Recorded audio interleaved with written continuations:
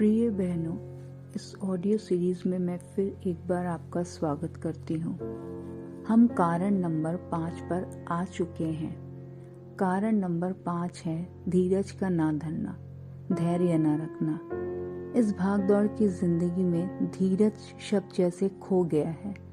Traffic में फंसे लोग जल्दी से अपनी मंजिल पर पहुंचना चाहते हैं। कहीं पर लाइन लगी हो तो हमारा नंबर कब आएगा, ऐसा उस लाइन में खड़े लोग सोच रहे होते हैं। आपने टीवी में एड्स देखे होंगे जिसमें दिखाते हैं कि 2 मिनट में नूडल्स तैयार। हर चीज फटाफट, किसी भी काम में धैर्य रखने की आवश्यकता नहीं है। सब कार्य जल्दी जल्दी हमारे जीवन में हो जाए, ऐसा हम सोचते हैं, परंतु मसीह जीवन में इस रीति से नहीं होता। धीरज के सही अर्थ को हम केवल बाइबल में ही पढ़ और सीख सकते हैं। उत्पत्ति 12 और उसका 1 से लेकर 4 पद तक।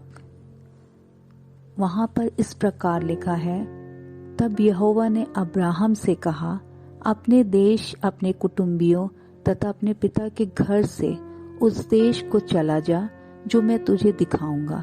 मैं तुझे एक बड़ी जाति बनाऊंगा और मैं तुझे आशीष दूंगा और तेरा नाम महान करूंगा। इसलिए तू आशीष का कारण होगा। जो तुझे आशीर्वाद देंगे मैं उन्हें आशीष दूंगा, तथा जो तुझे श्राप दे मैं उससे श्राप दूंगा, और पृथ्वी के सब घराने तुझ में आशीष पाएंगे। यहोवा के इस वचन के अनुसार अब्राहम चल पड़ा और लूत भी उसके साथ गया। अब्राहम तो 75 वर्ष का था जब उसने हारान से कूच किया। 4 पद में हम पढ़ते हैं, जब अब्राहम यहोवा परमेश्वर की आज्ञा अनुसार अपने देश को, अपने रिश्तेदारों को और अपने पिता के घर को छोड़कर उस देश की ओर चल पड़ा जिसके लिए परमेश्वर ने उसे देने की प्रतिज्ञा की थी। साथ ही उससे एक बड़ी जाति बनाऊंगा, ऐसी प्रतिज्ञा भी की। जिस वक्त यहोवा परमेश्वर ने ये सारे वादे किए, उस समय अब्राहम की उम्र 75 वर्ष थी। यदि हम उत्पत्ति उसका 16 अध्याय पढ़ें तो पाते हैं कि परमेश्वर की ओर से जब बच्चा देने में देरी हुई तो अब्राहम और सारा ने अपना तरीका ढूंढ लिया बच्चे की आशीष को पाने का। ये बात सत्य है कि 75 वर्ष में जो वादा परमेश्वर ने कहा था उसकी पूर्ति होने में देरी हो रही थी, और हम देखते हैं कि उनके धैर्य ना रखने से सारा और उसका मिस्री दासी के बीच संबंध खराब हो गए। और उत्पत्ति के 21 अध्याय में 5 पद में हम पढ़ते हैं कि अब्राहम 100 वर्ष का था जब वो इसहाक का पिता बना। इससे पहले अब्राहम इश्माइल का पिता बन चुका था, जो कि मिस्री दासी हाजिरा से उत्पन्न हुआ। इसी अध्याय के 9, 10 और 14 पद में हम क्या देखते हैं, आइए हम पढ़ते हैं। उत्पत्ति उसका 21 अध्याय 9, 10 और 14 पद। 9 पद, तब सारा ने मिस्री हाजिरा के पुत्र को जो इब्राहिम से उसको उत्पन्न हुआ था उपहास करते देखा। अतः वह इब्राहिम से बोली, इस दासी को उसके पुत्र सहित निकाल दे, क्योंकि इस दासी का पुत्र मेरे पुत्र इसहाक के साथ उत्तराधिकारी न होगा। 14 पद, अतः इब्राहिम ने बड़े सवेरे उठकर पानी से भरी चमड़े की थैली और रोटी ली और उन्हें हाजिरा को देकर उसके कंधे पर रखी और उसका लड़का उसे देकर विदा किया। वह विदा होकर चली गई और बेशर्बा के जंगल में भटकती फिरी। यहाँ पे हम क्या देखते हैं?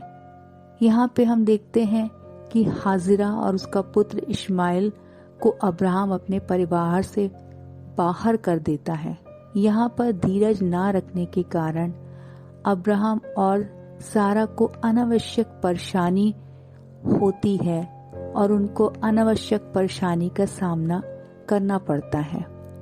आइए हम एक और घटना को बाइबल से देखेंगे और यह हमें मिलेगा पहला सैमुएल और उसका 13 अध्याय।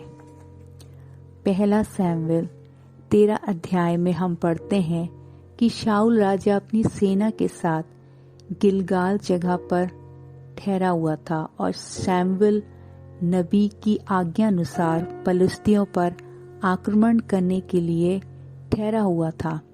लेकिन जब शैमुएल के आने में देरी हुई और पलिश्ती लोग इजरायलियों से युद्ध करने के लिए अपनी सेना के साथ मिकमाश में छावनी डाली, तब इजरायली लोग डर गए। इस घटना को हम पहला सैमुएल 13 अध्याय और उसके 5, 6 और 7 पद में पढ़ते हैं। आइए हम इसी अध्याय के 8 पद से 14 पद तक पढ़ेंगे। पहला सैमुएल 13 अध्याय 8 से लेकर 14 पद। सैमुएल के ठहराए हुए समय के अनुसार शाऊल 7 दिन ठहरा रहा, परंतु सैमुएल गिलगाल में नहीं आया और लोग उसके पास से तितर बितर होने लगे। तब शाऊल ने कहा, होम बलि और मेल बलि मेरे पास ले आओ। और उसने होम बलि चढ़ाई, और उसने जो ही होम बलि चढ़ाई तो क्या देखा कि सैमुएल वहां आ पहुंचा। अतः शाऊल उससे मिलने तथा उसका अभिवादन करने गया। तब सैमुएल ने कहा, तूने यह क्या किया? शाऊल ने उत्तर दिया, मैंने देखा कि लोग मुझे छोड़कर तितर बितर हो रहे हैं और तू भी अपने नियुक्त समय पर नहीं आया, और पलिश्ती मिकमाश में एकत्रित हो रहे थे। इसलिए मैंने कहा, अब तो पलिश्ती गिलगाल में मुझ पर आक्रमण कर देंगे, और मैंने यहोवा के अनुग्रह के लिए प्रार्थना भी नहीं की है। अतः मैंने विवश होकर होम बलि चढ़ा दी। शैमुएल ने शाऊल से कहा, तूने मूर्खता का काम किया है। तेरे परमेश्वर यहोवा ने तुझे जो आज्ञा दी थी उसका पालन तूने नहीं किया। अब तक तो यहोवा ने इज़राइल पर तेरा राज्य सर्वदा के लिए स्थापित कर दिया होता, पर अब तेरा राज्य बना नहीं रहेगा। यहोवा ने अपने लिए अपने मन के अनुसार एक व्यक्ति को खोज लिया है तथा उसको अपनी प्रजा पर राज्य करने के लिए नियुक्त भी कर दिया है, क्योंकि तूने उस आज्ञा का पालन नहीं किया जो उसने तुझे दी थी। इन पदों को पढ़ने से हमें क्या पता चलता है? सैमुएल के आने में देरी होने से शाऊल राजा ने घबराहट में वो कार्य किया जो सिर्फ केवल सैमुएल नबी को करना था। घबराहट में लिया हुआ फैसला शाऊल राजा के लिए हानिकारक साबित हुआ। शाऊल राजा धीरज तो धरा, पर वहां तक नहीं जहां तक परमेश्वर चाहता था। कई बार जब हमारी समस्या का समय लंबा होने लगता है तो घबराहट में हम उन निर्णयों को ले लेते हैं जो हमारे लिए हानिकारक होते हैं। परमेश्वर कभी भी गलती नहीं करते। यदि उनके उत्तर देने में देरी हो रही हो तो ये मत सोचे कि वो हमारी चिंता नहीं करते या हमारी प्रार्थनाएं उस तक नहीं पहुंच रही। परमेश्वर ने संसार की नींव रखते वक्त हमसे नहीं पूछा था। उसने अपनी बुद्धि से संसार को बनाया। क्या संसार को देखकर, उसकी बनाई हुई हर चीज को देखकर क्या हम उसमें कोई बुराई निकाल सकते हैं? कभी भी नहीं। परमेश्वर सिद्ध हैं और उनके हर एक कार्य सिद्ध हैं। हम उसमें दोष नहीं निकाल सकते। आप अपनी समस्याओं के समाधान के लिए परमेश्वर में धीरज बनाए रखें। परमेश्वर से प्रार्थना में बने रहिए, उसका इंतजार करिए। वो आपको निराश नहीं करेंगे। परमेश्वर धीरज रखने के लिए क्यों कहते हैं? क्या आपने किसान को देखा है?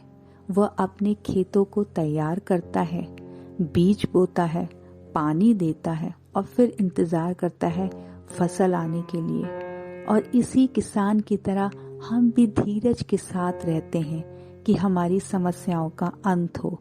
धीरज धरना कोई कमजोरी नहीं, परंतु एक ऐसा हथियार है जो आपको गलत कार्य करने से रोकता है, समय देता है, कि आप सही और गलत में फर्क कर सकें, क्योंकि कई बार लोगों के व्यवहार के कारण, परिस्थितियों के कारण मन में कड़वाहट भर जाती है और मन में क्रोध के कारण हर तरह के विचार आने लगते हैं जो हमें एक गलत दिशा में ले जा सकते हैं। परमेश्वर के आत्मा के फल में से धीरज भी एक फल है, जिसको हम गलतियों 5 और उसके 22 और 23 पद में पढ़ सकते हैं। परंतु पवित्र आत्मा का फल प्रेम, आनंद, शांति, धीरज, दयालुता, भलाई, विश्वसता, नम्रता और संयम है।